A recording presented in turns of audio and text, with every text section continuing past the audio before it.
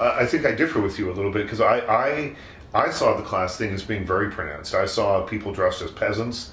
In some ways, I saw the Dauntless crew as being kind of, they are like Secret Service kind of, but an elite group, and the erudite, clearly the way they dress, the way they behave, where they live, or where they work anyway. We see it very slick, very sleek. Expensive. And so I saw it completely as a class kind of system, even though in the film it's not really hinted at in the sense that you don't choose your class. You choose a way of life, but not a class so much. Yeah, I know what you mean, but I guess that's why the second thing you said, why I didn't see it as classes so much, because it feels like they would have had it has to be monetarily pooled in a way that there's almost a kind of socialist theme. There's not, but in terms of making it mechanically work in my head before I did it, which you have to do because you don't believe it in some way, then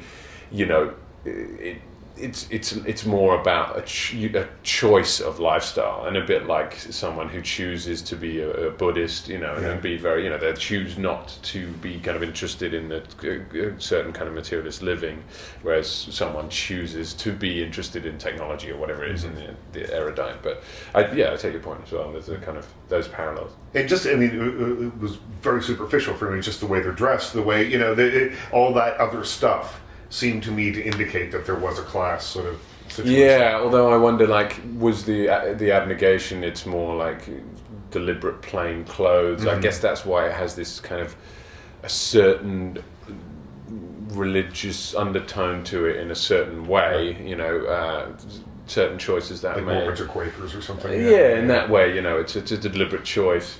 And I guess, there are other kind of parallels that I saw. Like I saw this kind of, I think I said to you, this, Gestapo parallels with Janine. She's this efficiency, Aryan, very smart, all these kind of things. And then I guess, Dauntless is this. They're essentially the military faction, but then they're also supposed to be the almost the rock stars, aren't they? Yeah. But on the face of it, you go like, why would you not be in Dauntless? But then once you get into it, I guess then it becomes apparent, because it looks like fun when they're all racing in the beginning of the movie. When we see them running into that building later on, when they're jumping into holes and they don't know what's beneath them. And if you not so much fun. If you don't perform, you get cut. Yeah. Exactly. Well, it's kind of like when you mentioned how it is almost a socialist society, because one of the main, I guess, points of contention, or they're saying that that resources aren't being shared equally among the different factions, right? So again, you're not looking specifically at class-based, but it's kind of everybody's different but equal in some way. That's true, actually. They're not sharing resources for them, because they have to obviously go to the factionists and give.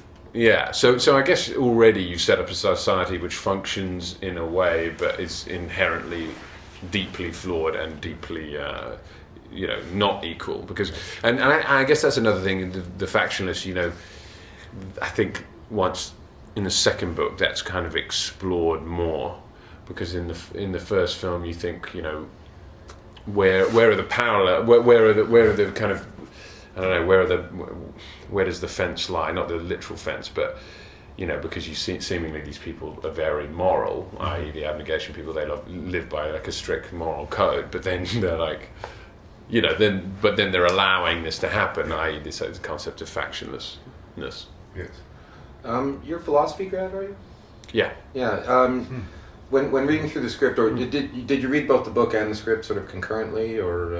I read the book first. So I hadn't read any of them in truth, and then I had the first audition, and then when I realised that there was interest, I read the book. Now I know, of course, because of aspects of time and whatnot, there are some differences, of course, in the film as opposed to the book. But when we're getting to the point of things like, for example, Four and Triss, and Four explaining, look, Dauntless wouldn't do this to break the glass that way or anything like that.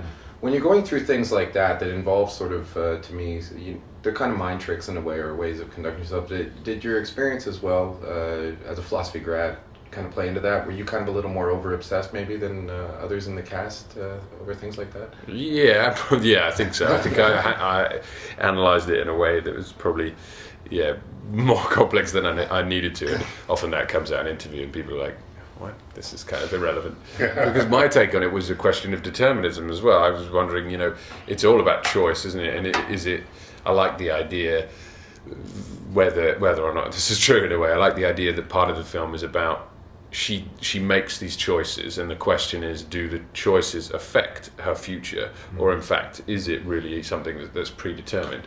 So is she just a part of fate, and inevitably she will become Dauntless, and she will do all these things, and inevitably the downfall of this society will happen, or by looking at that bowl and choosing not to become Abnegation, is she suddenly setting herself into she determining her path differently? And in terms of those kind of the mindscapes, I mean, that's kind of an interesting concept. There's a kind of Inception style to it, isn't there, in terms of like forcing yourself to think a certain way and be conscious as well, because there's another concept this is to be totally over and analytical, but the other concept is, how conscious are you? Because the consciousness, because you assume that everyone else within the fear sims are not conscious of themselves, because they are just reacting on instinct. They're doing a test, a dog runs at them, they fall away, it's instinct. They're not aware of themselves within the paradigm, within the kind of construct of the sim. But the divergence can be conscious within consciousness, if that makes sense. So that's also kind of an interesting thing. But you see that very clearly in the movie, though, that she is aware of what's going on, even though she's in this fear-escape situation, which took me a moment to understand. I mean, I think that's the point. They don't want you to get that straight away. Yeah. I think that, exactly. And it's supposed to be weird that suddenly she can kind of think outside of herself. Yeah. Because there has to be the sense of the other. Like, she has to be different than everybody else. So that's exactly. What is it, do you think, about these books and the movie? I mean, last night I wasn't there, but I heard there were people screaming, young people that are just so enthusiastic about this movie coming out. What is it, do you think, about the story that has grabbed them in such a way? I mean, I don't imagine 14-year-olds sitting around talking about the philosophical implications of acting, and that sort of thing. What is it, do you think, that's grabbed them?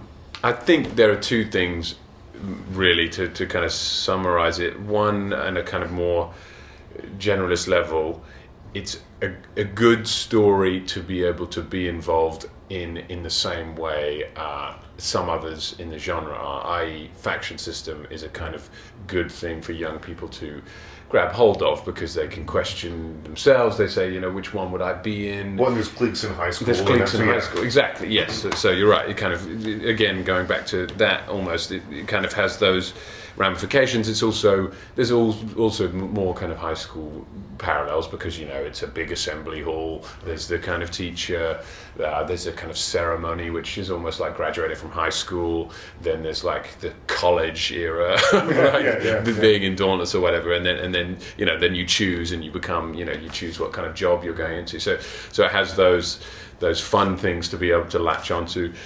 Then on top of that, there's obviously the kind of fantasy level of being in a world which is relatable, because it's Chicago. They see these landmarks, they make sense, but then it's kind of the future. So there's something kind of more fantastic about it, which it makes it instantly more fun. And then there's also, as a result of that, there's almost like a deeper world that you can step into. And then I guess, I don't know how true this is, but you wonder whether, because I say whether it's true or not, because perhaps dystopian, maybe the next thing won't be dystopias. Right. But you do wonder whether the generation now growing up, they're constantly hearing the conversation of depleting resources, all these kind of environmental things. And not to say that everyone is partaking in it, but you can't get away from it, because it's in the kind of general rhetoric of the media. So they're hearing, the population's like massive since it used to be. China's 2 billion, we're not going to have enough resources by this time. Look at India, blah, blah, blah, blah. And as a result, they are questioning the future, and they're questioning how they will be in the future and how their kids will be, and those kind of things. So maybe it's a kind of relatable fantasy.